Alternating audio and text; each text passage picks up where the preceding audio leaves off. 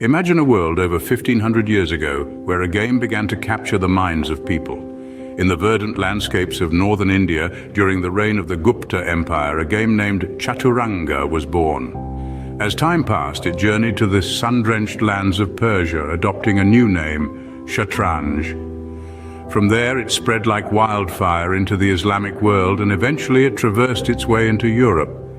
The game we now know as chess was beginning to take shape.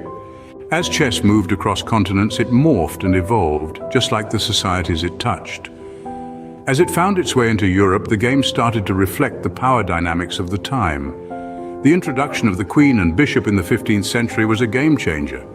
The queen, the most powerful piece on the board, mirrored the rising influence of women in society, while the bishop reflected the church's authority. The first chess book, The Game and Play of the Chessie, was published around this time, expanding the game's reach. Fast forward to the 19th century, the rules were standardized, culminating in the first official world championship in 1886. Chess had become a universal language, played on every corner of the globe.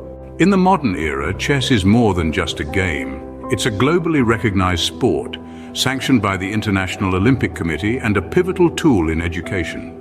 Its role in fostering cognitive development cannot be overstated, sharpening the mind, honing strategic thinking, and building resilience.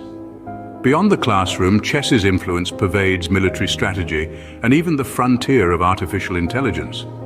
The digital age has seen a resurgence of the game, with platforms like chess.com leading the charge, making chess accessible to anyone with an internet connection.